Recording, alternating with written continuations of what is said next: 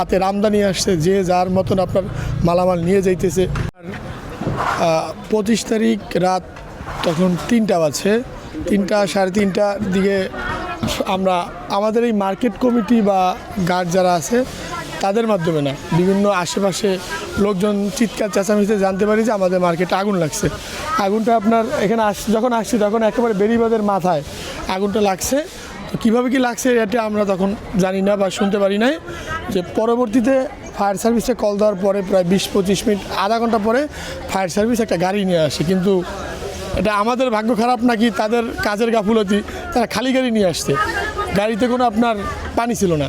তখনও যদি গাড়িতে পানি থাকে, 1-2টা দোকান পোড়ার পরেই আমাদের এই আগুনটা নিভানো যায়। আর ওই পাশে যে আপনার যে আড়তগুলো আছে, এই যে এই মাথার 2টা আপনার আড়ত দোকান, এখানে এই 2টা হলে সব মুদি মালামাল ছিল, চাল, ডাল, তেল, আপনার আটা, ময়দা যা বলেন এইসব মশলার গোডাউন ছিল এখানে আপনার।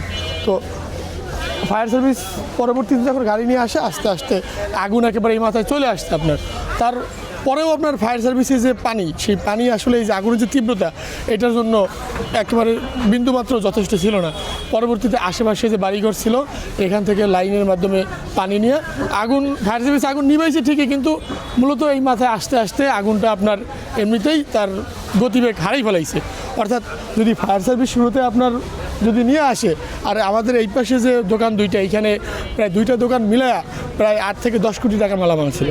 তো একেবারে পুরা নিঃস্ব হয়ে গেছে। একে তো আপনার আগুনে পড়ছে, আগুনে পড়ার পরে সেই ধ্বংসস্তূপে ফায়ার সার্ভিসের পানি দিছে, এই ধ্বংসলীলায় আরও ভাইসা গেছে।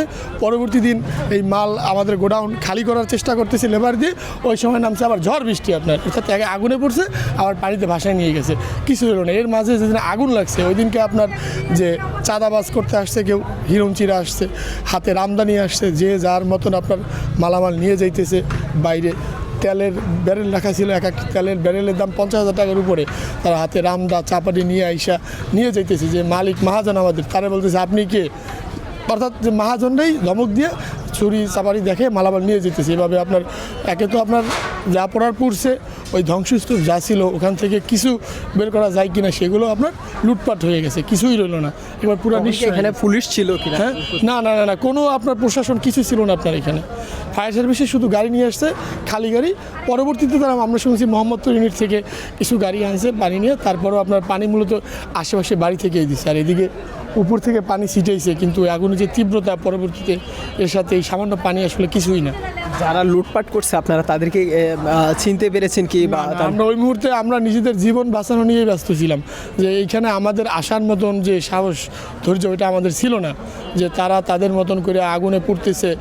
ওই মাথায় যখন আগুন লাগছে ঠিক তখন থেকে এদিক থেকে লুটপাট হওয়া শুরু হয়েছে।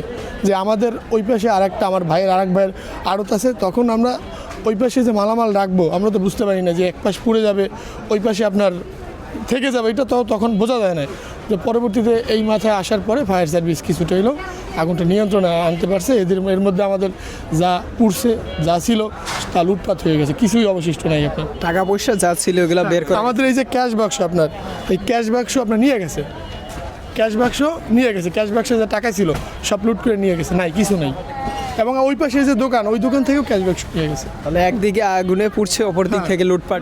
একদিকে আগুনে পুড়ছে, পানিতে ভাসছে, ওদিকে আবার চাঁদাবাজরা লুটপাট করতে রয়েছে, কিছুই অবশিষ্ট নেই, নিঃস্ব হয়ে গেছে আর কি।